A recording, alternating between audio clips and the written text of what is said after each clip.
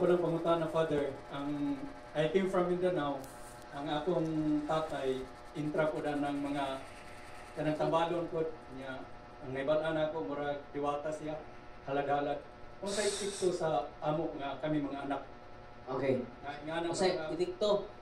sa amo nga mga anak. So, salamat kay Brad. Muna nga, dunay mga anak ron nga joy pag-asinso, financial crisis, nga dili stable, gubot, tungod ba na sa occult spirits, first, second, third, and fourth generation, maapektuhan anak. So karon ang atong knowledge is power.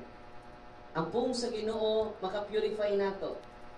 Muna nga, nagtukod dyan ang Ginoo simbahan. Kaya na-contaminate patangtanan. Pito tanan dyan, may mamisik. Walang dumol ta sa sacrament, bro, ikatikay si mong papa. Kaya ako kay impact kung makatikay sa itong mga katigulangan. Unya, kung makadawat ka sa sacrament, muna the greatest protection na tanan. Muduol ka sa pare, unya mag-deliverance na ka, ma-break na ang curses, ma-break na ang seal and consecration, and seal to the unclean spirits. Kato nagpadugo o balay, nagpadugo silang sakyanan nga bago, you are sealed and consecrated to unclean spirits. So sa ipuhaton, ay mo kagool, na ay sakramento sa simbahan. Naa ang prayer sa simbahan or sacramental sa simbahan, makatabang natutanan. Ayaw kahadlok, Brad. So far, Father, ang tanan, kunyagan ako tanan, niya, nakasama ko sa simbahan, napapagihapon ipikto na ako, anak, nga ang tanang mga sakramento nga nasa simbahan, ako naman nadawat.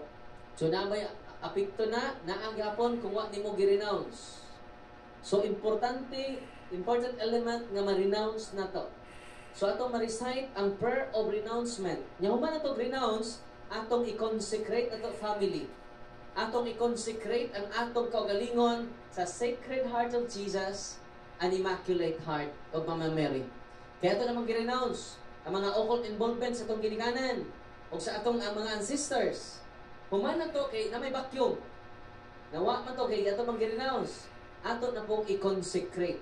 Renouncement and consecration. Nagapon sa prayer.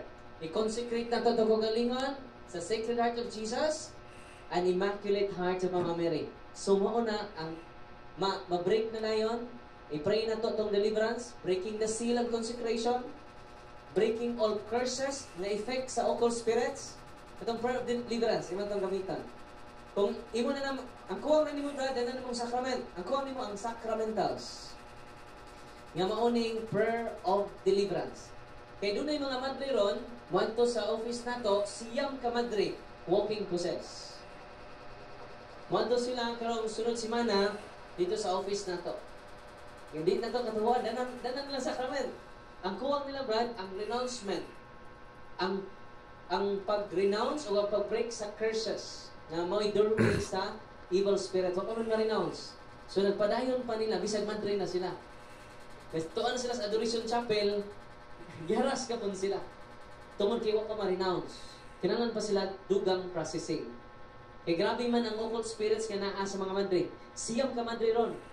Pero doon na po ka madre na walking possess.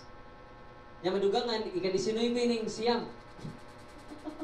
So, brad, ay kahadlok na ng prayer sa simbahan, mo na atong protection. Amen? God bless.